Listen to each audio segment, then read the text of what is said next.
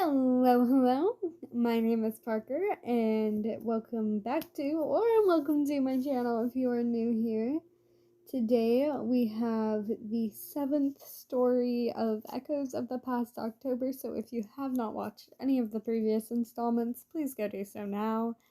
Echoes of the Past October is a month-long prompt event being hosted by none other than Typically Untypical, so go check out their work as they are an amazing writer. Today's prompt is stay with me, stay with me, stay with me. I would write the words 1,000 times if they'd be strong enough to hold you here. Victoria Schwab Gallant. And our story is called Letters. It is a little different and has maybe a minor trigger warning, but this is one of my favorites just because it's so comfortable. And without further ado, this is my story, Letters. I hope you guys enjoy it just as much as I do. Virgil was not sentimental. He did not like showing his love. Well, really, it wasn't like he didn't show it, but it was the fact that he couldn't show it. He had really bad anxiety. He just couldn't show off his love. It simply didn't work like that.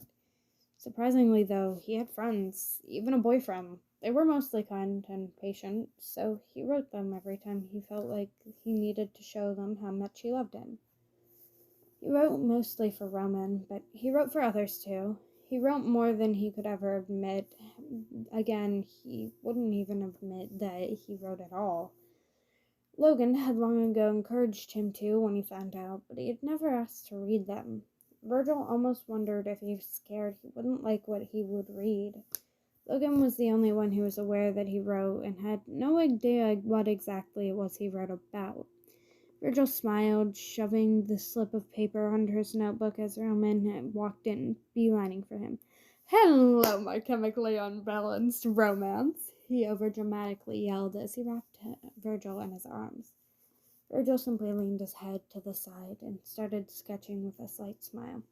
"Well, hello there, Princey," he drawled, accidentally pushing his notebook slightly forward. It only showed the smallest part of the note, but it was enough for Roman to be curious. "What's that, V?" he asked, his voice soft and kind. Virgil never could have imagined how fast that house of cards would topple. Within just a few days, he saw his life flip upside down, and all he could do was watch.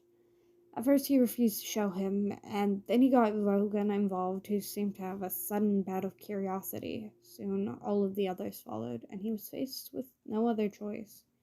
He would have to show them, or he would lose them forever. Roman had been so hurt that Virgil was hiding something. Patton was worried. Logan seemed curious. Remus was rambling endlessly. And Janus was trying to manipulate him into telling them what was really going on. They all had good intentions, but at the end of the day, Virgil felt pressured. He didn't want to admit to writing to them, but they were so important. So eventually, he relented and dragged them all into the living room of their apartment and brought in 6 boxes full to the brim with envelopes. Each box was slowly pushed towards each of the people, 2 being slid to Roman.